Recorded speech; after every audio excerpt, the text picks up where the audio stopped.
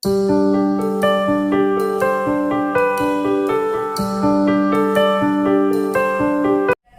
everyone, আপোনালোক সকলোকে মোৰ চেনেলৰ অন্য এটা ভিডিঅ'লৈ স্বাগতম জনাইছো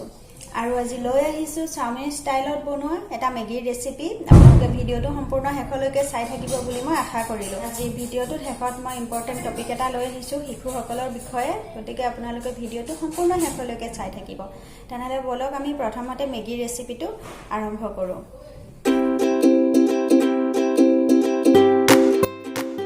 মেগী মই ডাঙৰ সাইজৰ 2 পেকেট লৈছো এখন কেৰাহী পাতি দিছো তাত অলপ তেল দিছো আৰু তেলখিনি গৰম হোৱাৰ পাছত মই তাত কণী এটা ভাঙি পেলাই ভাজি লম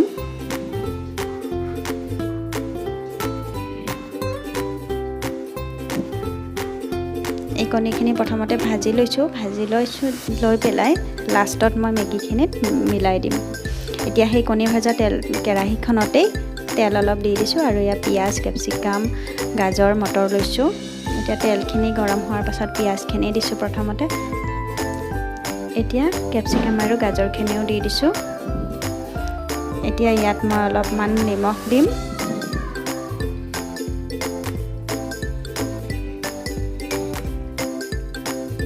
এতিয়া মই এপেকেট মেগী মছলা দিছো পুনৰ লৰাইছো এতিয়া ইয়াত মটৰখিনিও দি দিছো এতিয়া সেই বইল কৰা মেগীখিনি দি দিছো মেগীখিনি কেনেকৈ বইল কৰিছো এইখিনি মই আপোনালোকক নাই দেখুৱা মোৰ আগৰ চাওমিনৰ ৰেচিপি এটা আছে মই ডেসক্ৰিপচন বক্সত দি দিম লিংকটো সেইটো চালে আপোনালোকে গম পাব কেনেদৰে মেগী বা চাওমিন কেনেদৰে বইল কৰিব লাগে কেনেদৰে সিজাব লাগে গোটেইখিনি প্ৰসেছ তাত দিয়া আছে সেইটো ভিডিঅ' চালে গম পাব আৰু এয়া হৈ গ'ল আমাৰ চাওমিন ষ্টাইলত বনোৱা মেগী আপোনালোকক মই ক'বলৈ ওলাইছো মেইন কথাখিনি যেটো আজি মই থাম্বনেইলত দিছো আসলতে মোৰ ল'ৰাটো শুকুৰবাৰে ৰাতিপুৱা বমি হৈছিলে ৰাতিপুৱা হে শুই উঠাৰ পৰাই বমি কৰি আছিলে আৰু বমি কৰি থকাৰ কাৰণে আমি তাক ডাক্তৰৰ ওচৰলৈ লৈ গলো কিয় এনেকৈ বমি কৰি আছিলে বহুত ভয়ো লাগিলে এনেকৈ মানে হি একেৰাহে বমি কৰি আছে 10-12 বাৰ মান বমি কৰি আছিলে আৰু তেতিয়া ডাক্তৰৰ ওচৰলৈ লৈ গলো ডাক্তৰজন আমাৰ চিনাকিয়ে হয় তাৰপাছত ডাক্তৰজনে ক'লে যে একো নাই গেছৰ প্ৰব্লেম হৈছে হেতু কাৰণে এনেদৰে বমি কৰিছে ৰাতি ভাত কেতিয়া খায় কি খায় এইবোৰ সুধিলে আমি ক'লো হি একেবাৰে সিম্পল খানা খায় কোনো ধৰণৰ অইলি বস্তু হি নাখায় ভাজা পোৰা এইবোৰ একো নাখায় বা স্পাইসি বস্তুও তেনেকৈ নাখায় আৰু ডাক্তৰক আমি সুধিছো যে তাৰ 4 বছৰ হ'ল হি কিছুমান কথা মানে সম্পূৰ্ণ দীঘলকে লাইন যেনেকৈ দীঘলীয়া লাইন কৈ পেলাই কথাবোৰ ক'ব লাগে তেনেদৰে কথা নকয় বা সম্পূৰ্ণ কথাবোৰ ক'ব নোৱাৰে হেতু কাৰণে কি প্ৰব্লেম হ'ব পাৰে তেতিয়া ডাক্তৰে কৈছিলে যে হেতু লৈ পেলাই একো টেনচন কৰিব নালাগে পিছত নিজেই ঠিক হ'ব 5 বছৰলৈকে ল'ৰা ছোৱালী সম্পূৰ্ণকে কথা ক'ব নোৱাৰে মাক দেউতাক বা ঘৰৰ মানুহক দেখি পেলাই যিখিনি কথা কয় সেইখিনিয়ে যথেষ্ট ইমান জোৰ দিব নালাগে হিহঁতক লিখা পঢ়াটো বেছি জোৰ দিব নালাগে কিছুমান মানুহে মাৰ আগত কয় মোৰ চাচু মাৰ আগত কয় যে কিয় ল'ৰাটোৱে নিলিখে তাক লিখাবলৈ এতিয়াৰ পৰা চেষ্টা কৰাবা তাক পঢ়িবলৈ এতিয়াৰ পৰা চেষ্টা কৰাবা নহলে পিছলৈ গৈ হি নিলিখিব নপঢ়িব এইবোৰ কথা কয় আৰু মায়ে বহুত টেনচন লয় আহি পেলাই পঢ়ায় কিন্তু তাৰ মন নাই পঢ়িবলৈ হি অলপ সময় পঢ়ে 5-10 মিনিট সময় পঢ়ে তাৰ পাছত নপঢ়ে এইটো কওকচোন 4 বছৰীয়া ল'ৰাটো হি কিমান সময় পঢ়িব কিয় মানুহবোৰে বুজি নাপায় মই আজি সেই কাৰণে এই ভিডিঅ'টো বনাইছো আৰু কিছুমান মানুহে কয় কিয় হি কথা ক'ব নোৱাৰে হি কথা ঠিকেই কয় হি পটি লাগিছে কয় ভোক লাগিছে কয় মা দেউতা সকলোখিনি কয় লগতে কোনোবা আহিলে কৈ দিয়ে যে কোনোবা আহিছে মুঠতে হি গোটেইখিনি কথাই কয় কিন্তু হি দীঘলকে লাইনটো বনাই ক'ব নোৱাৰে ডাক্তৰে কৈছে মানুহৰ কথালৈ আপোনালোকে মন নিদিব এইবোৰ আসলতে কিছুমান মানুহে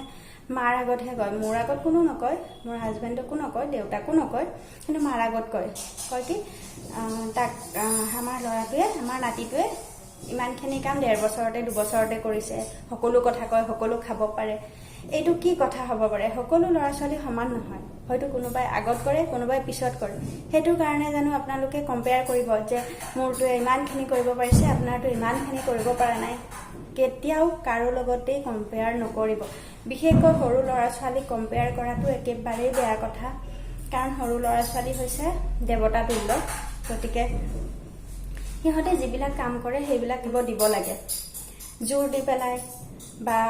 এইটো কৰিবই লাগিব পাৰ ধৰ কৰি পেলাই সিহঁতক কেতিয়াও পঢ়িব ক'ব নালাগে বা কামবিলাক কাৰণে কেতিয়াও সৰু ল'ৰা ছোৱালীৰ ওচৰত কোনো মানুহৰ লগত বেয়া ব্যৱহাৰ কৰিব নালাগে সিহঁতক ভাল সংস্কাৰ দিবলৈ চেষ্টা কৰিব লাগে আধ্যাত্মিক দিশটো সৰুৰ পৰাই আনিব লাগে লগতে সিহঁতৰ ওচৰত যিবোৰ কাম কৰা হয় সেইবোৰ কামেই সিহঁতে অনুকৰণ কৰে এবাৰ চিত্ৰাশ্ৰী কিটচেন আপোনালোকে জানে চিত্ৰাশ্ৰী কিটচেনৰ মিচিকক সকলোৱে চিনি পায় ইমান মৰম লগা ল'ৰাটো 2 বছৰ জুনৰ কিমান তাৰিখে 2 বছৰ হৈছেহে ল'ৰাটোৰ আৰু সেই ল'ৰাজনে কি কথা ক'ব আপোনালোকে কওকচোন সেই সৰু বাচ্চাটোক এটা কমেণ্ট কৰি কৈছিলে যে মোৰ নাতিটোৱে সব কথা ক'ব পাৰে 1.5 বছৰ হৈ গ'ল আপোনাৰ নাতিটোৱে কিয় ক'ব আপোনাৰ ল'ৰাটোৱে কিয় ক'ব পৰা নাই যে 2 বছৰটো হৈ গ'ল আৰু তেতিয়া চিত্ৰাশ্ৰীয়ে এটা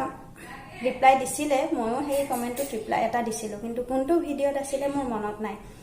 এইবোৰ ঠিক নহয় কেতিয়াও কোনো ল'ৰা ছোৱালীৰ লগতেই কম্পেয়াৰ নকৰিব কম্পেয়াৰ কৰাটো বহুত বেয়া কথা আপুনি যদি তেনেকৈ কম্পেয়াৰ কৰে এদিন আপোনাকো সেই ল'ৰা ছোৱালীয়ে কম্পেয়াৰ কৰিব